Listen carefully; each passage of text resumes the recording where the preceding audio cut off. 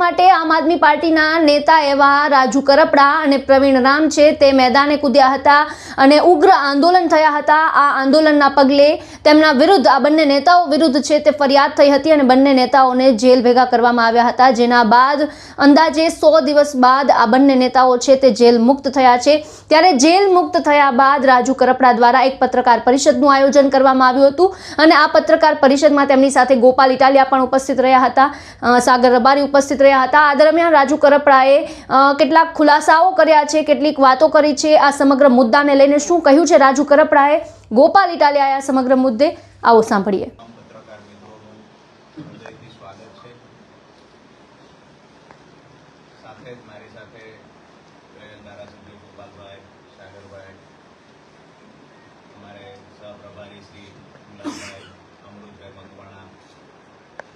સાથે જ મોટી સંખ્યામાં જ્યારે ખેડૂતો ઉપસ્થિત છે ત્યારે તમામ મિત્રોનું હૃદયથી સ્વાગત કરું।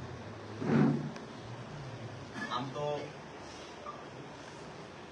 જેલવાસના જે કપરા સમયમાં જે પણ પત્રકાર મિત્રોએ, ખાસ કરીને સમર્થક ભાઈઓ, કાર્યકર્તાઓ, પાર્ટીનું શીર્ષ નેતૃત્વ અને સૌથી મહત્વની જેની વાત કરી શકાય એવા ખેડૂત પરિવારોએ મને અને મારા પરિવારને જે હિંમત પૂરી પાડી છે, આ તમામનો હું આ તકે હૃદયથી આભાર માનું છું।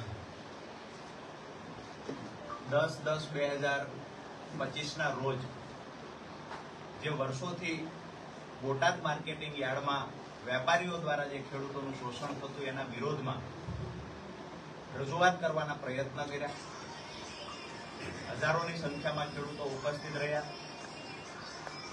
માત્ર મૌખિક બાહેંધરી આપી ખેડૂતોને ગુમરાહ કરવાના ક્યાંક ને ક્યાંક એપીએમસીના સત્તાધીશો દ્વારા જે પ્રયત્નો થયા, ખેડૂતોએ લેખિતમાં બાહેંધરી માંગી કે ફરી વખત કડદાના બહાને અમારી સાથે છેતરપિંડી ન થાય, આ બાહેંધરી જોઈએ છે। પરંતુ આપ સૌ જાણો છો કે 10 તારીખે શરૂઆત થયેલી ગાંધી ચિંધ્યા માર્ગે લડાઈની 12 તારીખે જ્યારે ખેડૂતો હળદળ ગામે મળ્યા ત્યારે અમુક લોકો દ્વારા ક્યાંક ને ક્યાંક કાર્યક્રમને બગાડવાના પ્રયત્ન થયા। કાર્યક્રમ ખેડૂતો શાંતિથી કરી રહ્યા હતા।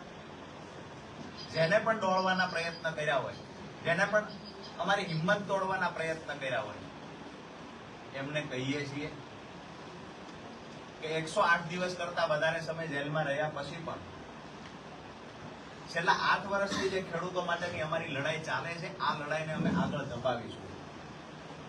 ખેડૂતોના પાક નુકસાનના વળતરની વાત હોય, અતિવૃષ્ટિ અનાવૃષ્ટિના સમયે ખેડૂતોનું વળતર ચૂકવવાની વાત હોય, હાઈ ટેન્શન લાઇનનો પ્રશ્ન હોય, જમીન સંપાદનનો પ્રશ્ન હોય, સિંચાઈના પાણીનો પ્રશ્ન હોય, જ્યારે પણ ખેડૂતોએ અવાજ કર્યો છે અને મદદ માંગી છે ત્યારે અમે ખેડૂતોની સાથે ખંભે ખંભો આપીને ઉભા રહ્યા છીએ।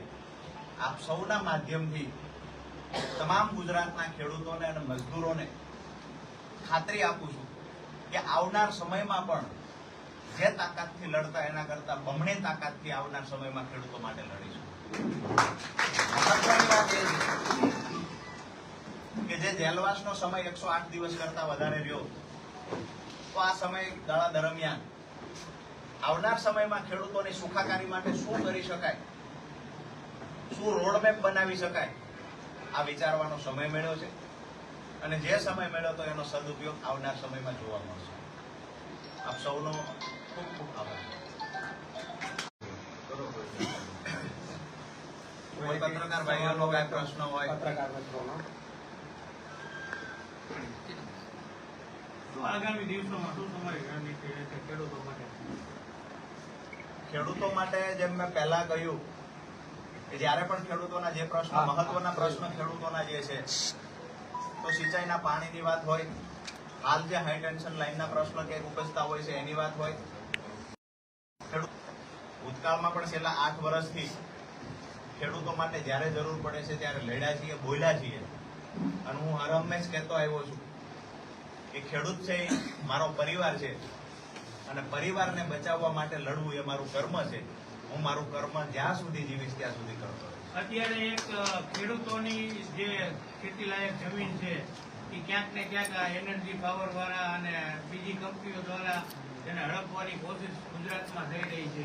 એમાં સુરેન્દ્રનગર જિલ્લામાં પણ હવે લોકો ધીમે ધીમે પગ પેસારો કરી રહ્યા છે. તો આગામી દિવસોમાં એ માટે આમ આદમી પાર્ટી દ્વારા ખેડૂતોના હિત માટે શું કાર્ય કરવામાં આવશે? હાલ પોણા 4 મહિના જેટલો સમય થયો જે હું જેલમાં છું. ગઈકાલે મોડી રાત્રે હું બહાર આવ્યો છું. આપે જે વાત કરી કે ક્યાંક ને ક્યાંક કંપનીઓ દ્વારા ખેડૂતોને દબાવવાના પ્રયત્ન થઈ રહ્યા છે, એની જમીન હડપવાના પ્રયત્ન કર્યા છે. હું આવનાર સમયમાં તમામ બાબતે અભ્યાસ કરીશ અને ભૂતકાળમાં કચ્છ સુધી અને જુનાગઢ સુધી ખેડૂતો માટે લડવા ગયા છીએ તો સુરેન્દ્રનગરમાં તો લડશું એની ખાતરી આપી.